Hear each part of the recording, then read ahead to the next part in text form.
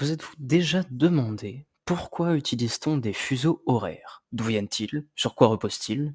Pourquoi des villes comme Londres et Paris n'utilisent pas le même fuseau? Voilà autant de questions auxquelles nous allons tâcher de répondre dans ce premier épisode de Paveilla.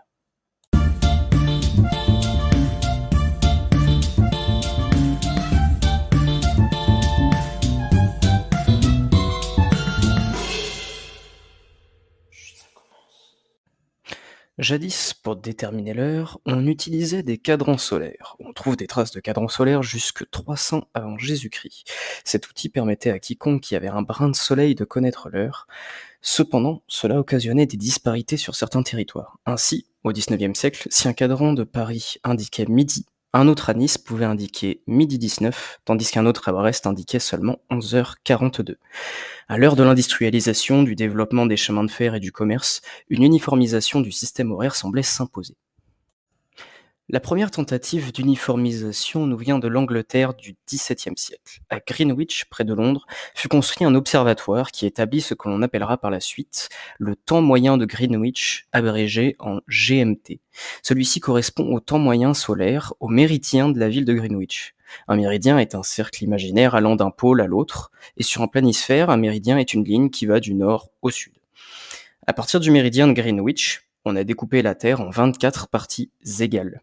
À chaque partie, on a attribué un chiffre positif en direction de l'Est et négatif vers l'Ouest. Ainsi, dans le Pacifique, il existe un méridien qui sépare les parties -12 et +12.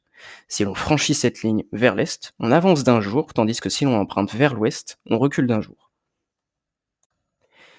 C'est en octobre 1884, lors de la conférence internationale du Méridien, qui réunissait alors 25 pays à Washington pour décider de l'uniformisation horaire, que fut adopté un temps universel de 24 heures, débutant à minuit au méridien de Greenwich.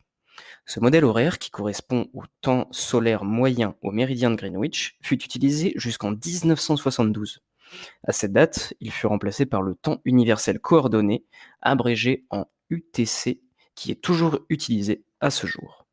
Le temps universel coordonné est un habile mélange entre le temps atomique international, abrégé TAI, et le temps universel marqué UT. Le premier, le temps atomique international, est fixé par des horloges atomiques dispersées sur la surface du globe. Une seconde, selon ces horloges atomiques, correspond à 9 631 770 périodes de la radiation d'un atome de césium-133. Une définition très scientifique. Seulement, cette méthode ne prend pas en compte la rotation de la Terre, qui peut varier. C'est pour cela qu'on utilise en complément le temps universel, ou UT, directement lié à la rotation de la Terre. Pour déterminer l'heure ou pour compter le décalage horaire en fonction de ce découpage, on procède comme ceci.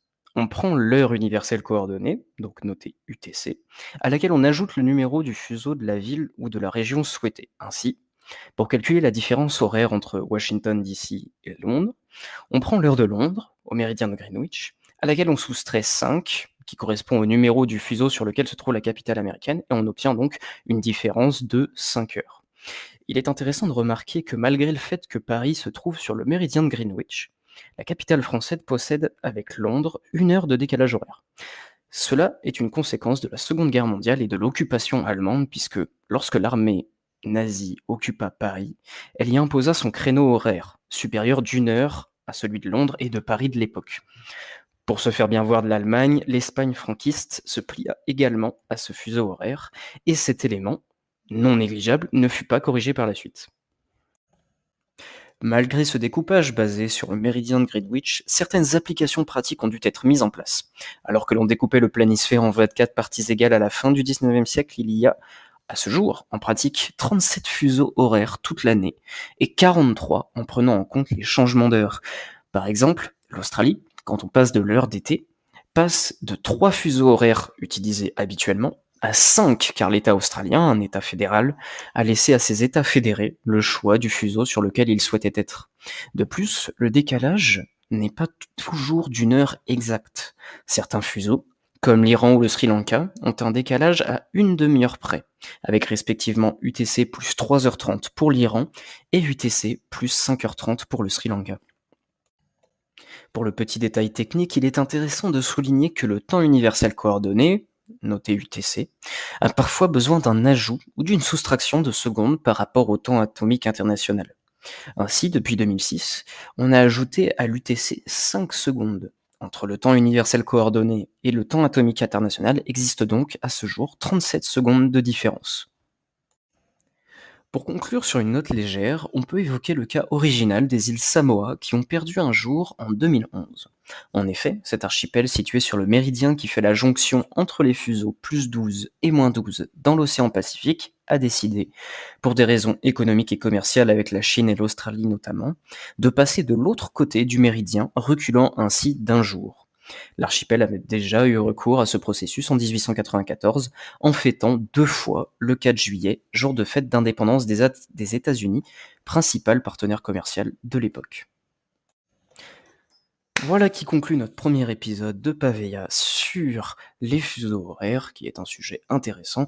Et nous vous invitons à creuser le sujet d'autant plus. Il y a d'autres formes, d'autres outils à maîtriser pour le calcul horaire, d'autres méridiens particuliers, et notamment, comme on vous le disait, plus d'une quarantaine.